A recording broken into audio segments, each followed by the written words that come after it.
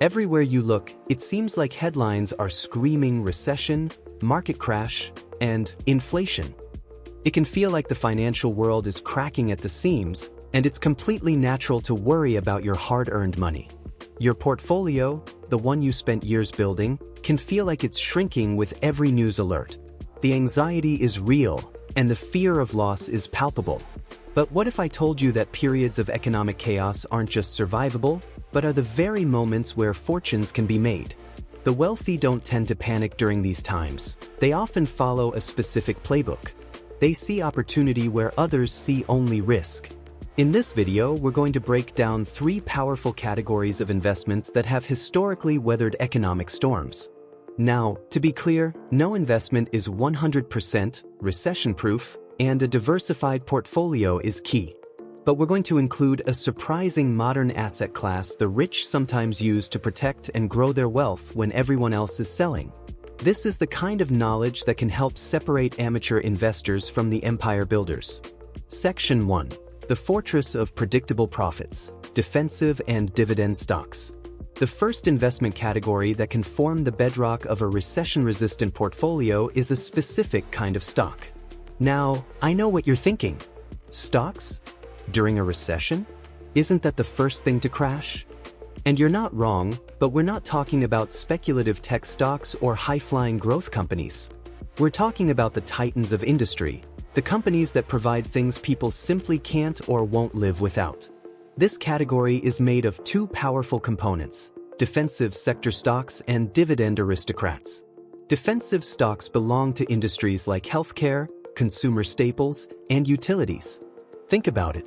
No matter how bad the economy gets, people still need to buy toothpaste, get their prescriptions filled, and keep the lights on. These aren't luxuries, they're necessities.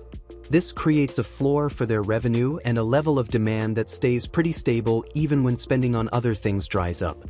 Companies like Procter & Gamble, Johnson & Johnson, and discount retailers like Dollar Tree are classic examples.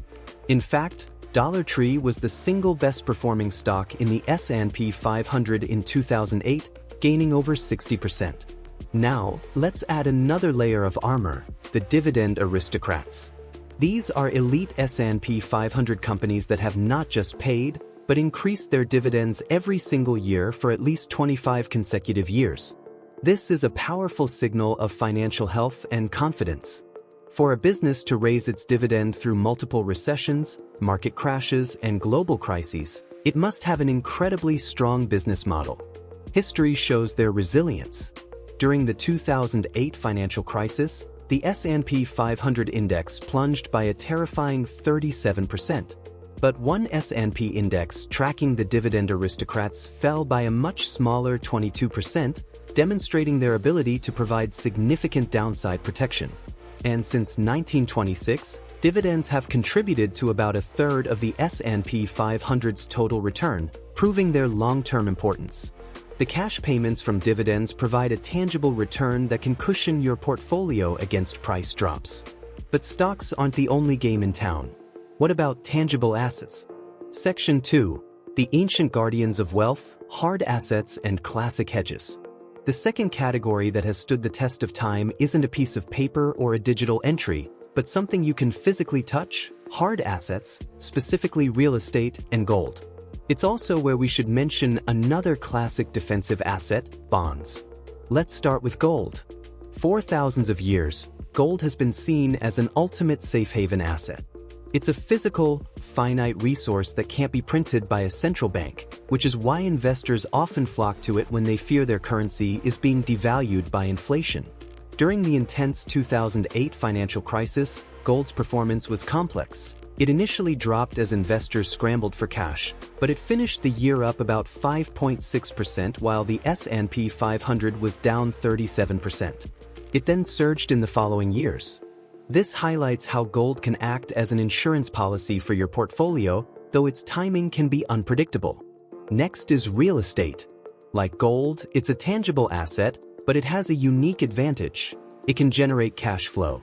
While the value of real estate can fluctuate, and the 2008 crisis was a brutal reminder of that, it has historically proven resilient, especially in certain sectors. The key is focusing on the right kind of real estate.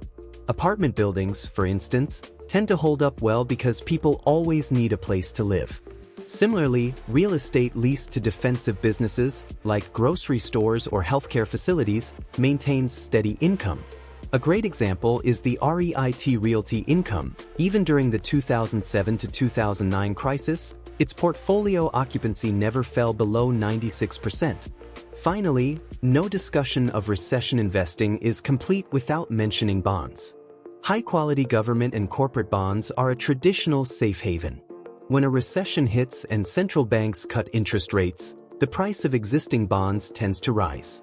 They provide stability and income, acting as a crucial diversifier when stocks are falling.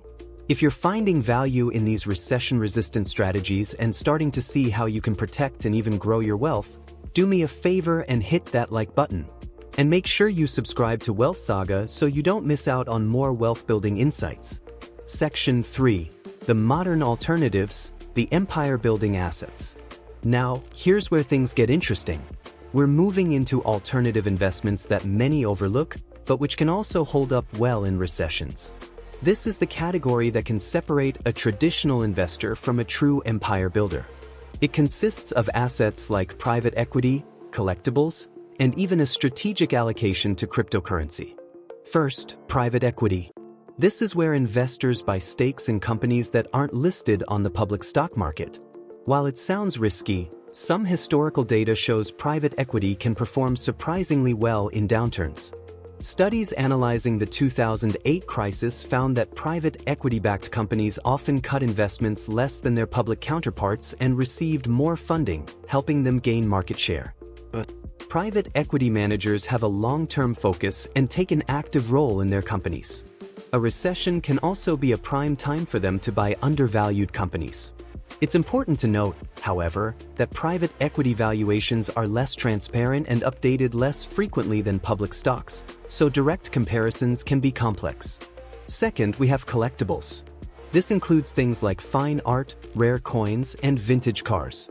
These assets are driven by scarcity and passion, which can insulate them from some economic cycles. While the broader art market certainly takes a hit in a recession, the high-end market behaves differently. For example, the art market bounced back from the 2008 recession significantly faster than it did after the 1990s crash, partly due to new global buyers. Some reports even suggest the All-Art Index dropped less and recovered much faster than the S&P 500 after 2008. In times of uncertainty, the ultra-wealthy often move capital into tangible stores of value they can also enjoy. Finally, let's talk about cryptocurrency. This is by far the most volatile and speculative asset on our list, and you have to approach it with caution. As a relatively new asset class, crypto has never been through a prolonged, traditional recession. However, we've seen glimpses of how it might behave. During periods of high inflation in countries like Argentina and Nigeria, citizens have turned to assets like Bitcoin to protect their wealth. The debate is still ongoing whether Bitcoin can be a true digital gold, or if it's just another high-risk tech asset. The key here isn't to bet the farm, but to consider a small, strategic allocation as a speculative hedge that exists outside the traditional financial system. So there you have it. 3 powerful investment categories to build a fortress around your wealth during a recession. First, defensive and dividend-paying stocks, which provide reliable income and serve customers who buy no matter the economic weather. Second, a mix of tangible and traditional hedges like real estate, gold, and bonds, which are proven stores of value that can protect your purchasing power. And third, smart allocations to alternative investments like private equity, collectibles, and a small position in cryptocurrency, which offer returns that aren't always tied to the stock market. Recessions aren't just a time for fear, they're a time for smart preparation. By understanding how these 3 pillars of investing can work together, you're no longer at the mercy of the markets. You're taking control. You can stop worrying about losing money and start focusing on the opportunities that every downturn presents. In the next video, we'll reveal the #1 mindset shift that separates successful investors from the rest during economic downturns. You won't want to miss it. So make sure you are subscribed to Wealth Saga. And before you go, Comment below with which of these 3 investment categories you find most interesting. Don't forget to like this video and share it with someone who might need it.